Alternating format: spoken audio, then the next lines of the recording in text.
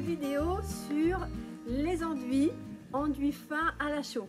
Alors c'est Alain qui va s'y coller parce que c'est lui le spécialiste des enduits. Et moi j'accompagne parce qu'aujourd'hui j'ai envie aussi de faire des enduits, c'est pas très difficile. Alors c'est parti pour cette vidéo, atelier du jour, enduit à la chaux. C'est pas difficile et très agréable. Nous voilà avec tous les ingrédients sous les yeux, prêts à faire notre mélange d'enduit. Alors le premier élément, c'est la chaux. Donc c'est de la chaux aérienne. Il y a la chaux aérienne et la chaux hydraulique. Donc on ne va pas détailler ici la composition de base. Mais la chaux aérienne, ça veut dire qu'elle prend, qu'elle durcit, qu'elle carbonate, comme on dit techniquement, avec l'air. Donc il faut réserver la chaux aérienne aux enduits. On ne veut pas faire du volume, de la masse avec de la chaux aérienne, sinon elle ne prendrait pas profondément. Que la chaux hydraulique, elle, hydraulique, ça veut dire qu'elle prend avec l'eau et donc elle est à réserver au volume plus gros, hein, aux gros enduits épais ou aux dalles. Ça. Voilà, ça c'est ton sac de chaux. Oui, donc c'est pour ça qu'on met les gants hein, pour manipuler la chaux. Ah oui, c'est bien de le dire, ouais. Voilà. Donc ça c'est facile à trouver, la chaux. Ça, c'est facile à trouver, oui, la chaux aérienne. Oh, il y a quelques magasins qui n'en ont pas, mais bon, malgré tout, c'est assez facile à trouver. Et ensuite, du sable. Alors le sable, maintenant, il n'y a plus besoin des gants pour manipuler ça, vous voyez, du sable très fin, voilà. Ok. Du sable fin, si on veut faire un enduit fin, donc soit on tamise du sable du commerce, soit on trouve du sable très fin aussi dans le commerce ou ailleurs. Voilà, donc là on a du sable jaune, on aime bien parce que ça nous aidera à obtenir notre teinte désirée. Tu veux dire que le sable il a une importance dans la couleur de l'enduit, c'est ça? Oui, surtout avec de la chaux blanche, c'est le sable qui donnera la teinte, hein, qui sera forcément bien atténuée par la chaux, par la couleur blanche de la chaux, mais ce sera vraiment la teinte de base. Et pour donner de l'effet collant à cet enduit fin, on y ajoute 1% par rapport au poids de chaux de caséine en poudre et 2% par rapport au poids de chaux de méthylcellulose. C'est une poudre fine aussi, une poudre blanche fine, qui a un effet très collant. C'est un petit peu comme de la colle à papier peint, paraît-il. Alors il reste à ajouter l'ocre. Donc évidemment l'ocre c'est en option, on a déjà du sable jaune, là on pourrait se contenter de ça. Mais bon, pour la couleur qu'on a envie d'obtenir, nous, on a fait des essais. Là, on a fait un petit essai avec l'enduit pour essayer de retrouver une teinte qui soit proche de celle des enduits ou des mortiers qui étaient faits autrefois. Et là, on va mettre une dosette de terre d'ombre et puis 3 dosettes d'ocre jaune. Bon, voilà, ça pourrait être des ocres complètement différents, hein. C'est à choisir en fonction de la couleur qu'on veut obtenir, tout simplement. Voilà, donc là tu mets la chaux. Oui, là je suis parti pour faire une quantité qui va bien, donc avec 3 boîtes. Donc ça c'est ta dose, hein? C'est ta dose, 3 boîtes. Oui. Ça, ces petites boîtes de conserve, elles font 1 litre. Et la chaux aérienne, elle est légère, elle fait 500 grammes au litre. Donc si j'ai 3 boîtes, je sais que j'ai 1,5 kg là, de chaux aérienne. Et donc je mets la même quantité en sable, parce que le sable étant très fin,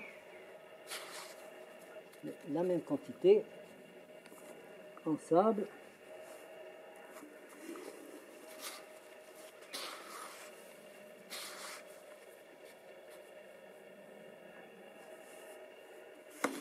Voilà. Je mets mes petites dosettes de caséine. Hop. Et de méthylcellulose. Voilà. Avant de prendre le brassoir, je peux déjà un petit peu mélanger la caséine et le méthylcellulose. Terre d'ombre.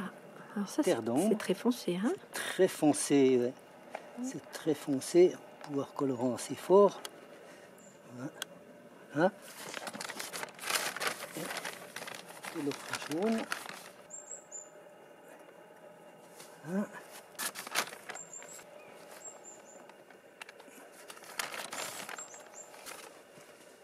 Et voilà.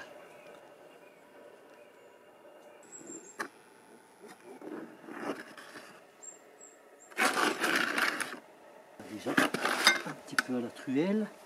Et puis ensuite à sec.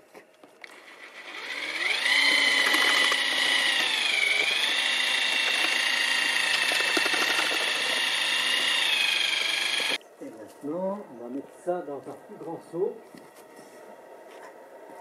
Là, ma dose que j'avais fait avant, Ah oui. Où j'ai rajouté de l'eau, parce que ça va mieux déjà d'avoir de l'eau au fond, de démarrer sur quelque chose de liquide. Donc c'est plus facile de démarrer sur un fond d'eau déjà. Et puis de pencher, parce que sinon on va en prendre plein le nez. Voilà. Hop. Voilà. Là, je vais déjà brasser ça avec l'eau qu'il y avait.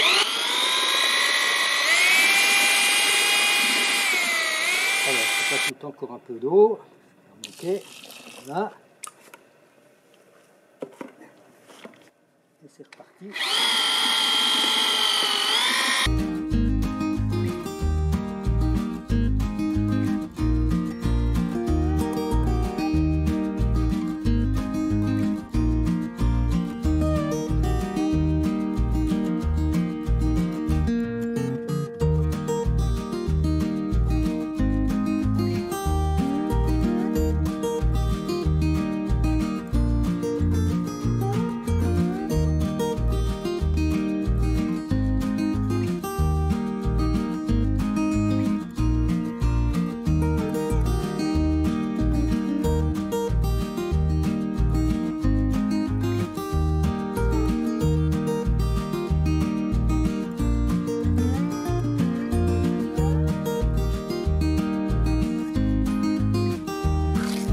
Ça, c'est la consistance qui irait bien pour mettre maintenant, mais je vais rajouter un peu d'eau et puis laisser reposer une demi-journée et ça sera fermier, ça va beaucoup mieux ensuite à mettre.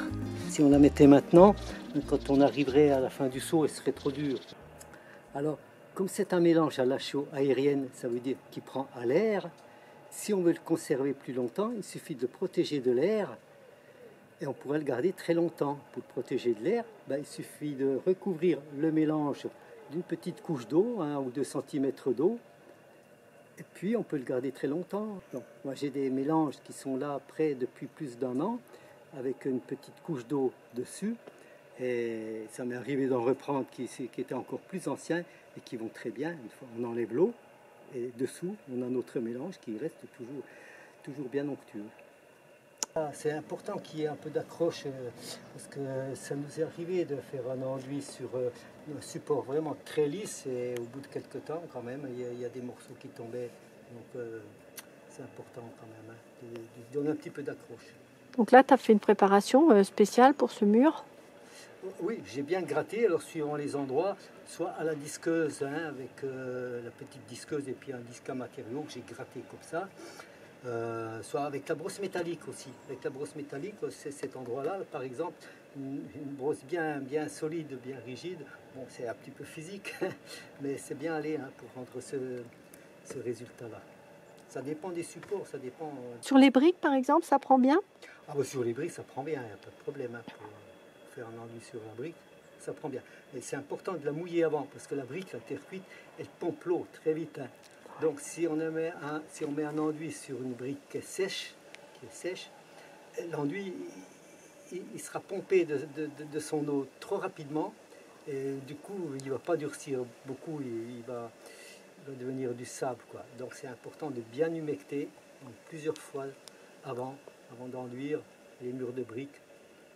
Ouais. Et là, Là, pour un enduit fin comme ça, bon, en ce moment, de toute façon, il a plu il n'y a pas longtemps. On sent encore que c'est un petit peu humide. Donc, pour les enduits très fins qui sont déjà sur un support qui est mis, c'est différent parce que là, on n'est pas sur de la brique qui va pomper directement. d'accord. Bon, super. Merci pour toutes ces explications. Donc là, maintenant, on peut y aller alors. Et maintenant, on peut y aller. comme celui-là. C'est un platoir, tu dis? Ouais. Ça s'appelle un platoir. Hein. Ouais. Pour rappeler plus du nom.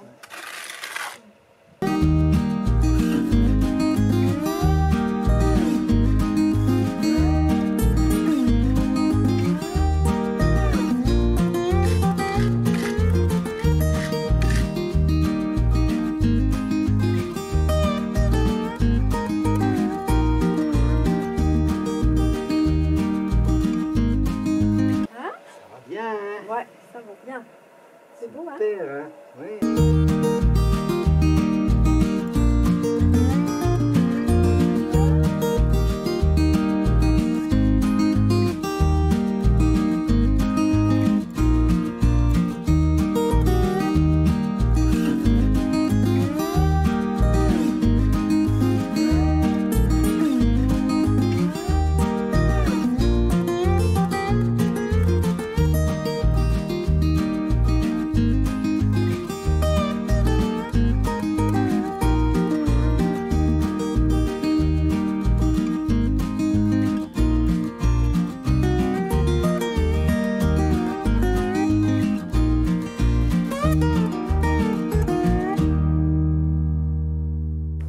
Et les enduits sont terminés pour aujourd'hui. Et pendant ce temps, vous voyez les abeilles ont la fête. Et elles font une petite danse devant la ruche pour célébrer cette belle journée de septembre. Une belle saison pour les abeilles et puis pour nous aussi. Alors à très bientôt pour la suite. Et on vous dit à bientôt pour un autre épisode sur un autre sujet. Voilà, portez-vous bien, on vous embrasse. Au revoir, à bientôt.